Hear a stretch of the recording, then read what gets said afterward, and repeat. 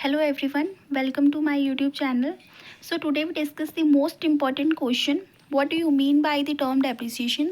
What are the rules regarding the claims of deduction of depreciation? So depreciation होता क्या है?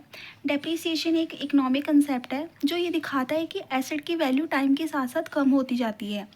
ये जो एसेट की वैल्यू कई सारे रीजंस की वजह से कम हो सकती है, जैसे कि वियर एंड टीयर। एसेट का यूज़ होने से उसकी कंडीशन ख़राब हो जाती है। अब सॉल्सेंस, नई टेक्नोलॉजी के आने से पुराने एसेट की वैल्यू कम हो जाती है। इकोनॉमिक चेंजेस, मार्केट में चेंज होने से एसेट की वैल्यू कम हो जाती है।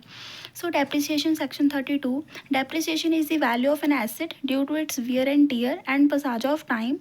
According to Income Tax Act 1961, depreciation is the process of allocating the cost of asset to the periods in which it is used in a systematic and rational manner.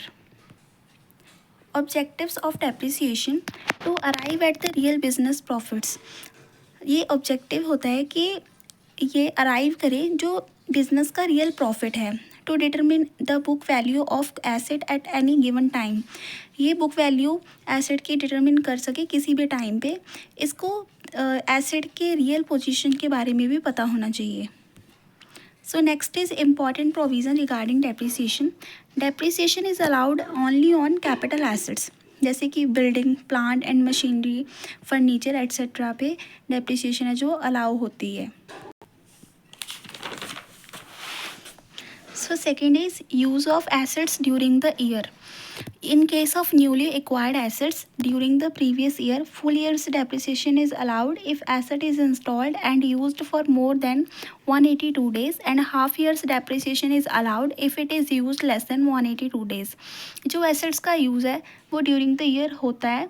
जैसे कि कोई भी newly acquired asset है during the previous year, तो full year की depreciation allow होगी अगर assets installed है और यूज़ किया गया है 182 से ज़्यादा।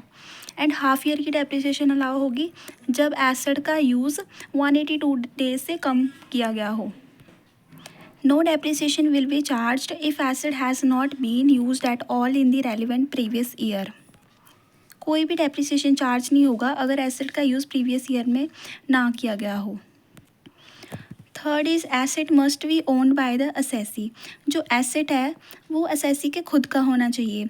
To claim depreciation it is essential that the assessee must be owner of the business.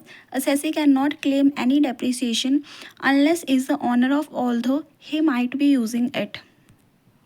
Next is fourth, asset actually used for the business in the previous year. जो asset है वो यूज़ होना चाहिए बिजनेस का previous year में। The deduction of depreciation allowed only on those assets which are actually used in the business or profession of the assessee in the previous year. So next is fifth, no depreciation in the year of sale of asset. If the assets are sold during the year, अगर assets को during the year में बेचा गया होगा तो जो ये assets है वो business के साथ नहीं होंगे।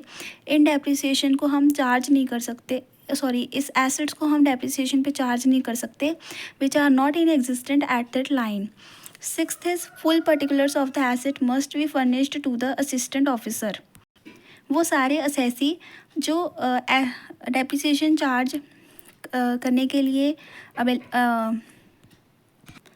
एलिजिबल हैं उनको must furnish all the particulars of the asset to the assistant officer. उनको एसेट्स के सारे पर्टिकुलर्स फर्निश करने पड़ेंगे असिस्टेंट ऑफिसर से। Seventh is claim of depreciation is not optional. With Essence Assistant year 2002 to 3, the claim of depreciation has been mandatory while computing business or profession income. Business और profession income की computing करते time ये mandatory होता है कि कोई भी किसी भी एसेट की डेप्रिसिएशन क्लेम हो। Next is eighth, depreciation on motor taxis, lorries, trucks etcetera use for hiring. उन मोटर टैक्सीज, लॉरीज और ट्रक्स पे जो हम हायर करते हैं उन पे डेप्रिसिएशन हायर रेट होता है, 40% अलाउ होता है। Motor taxis, lorries, trucks of these are hired out to outside persons, मतलब वो खुद का नहीं होता उनका, जो भी यूज़ कर रहे हैं एसेट्स को, तो उन पे हायर रेट 40% डेप्रिसिएशन अलाउ होती है। Thank you.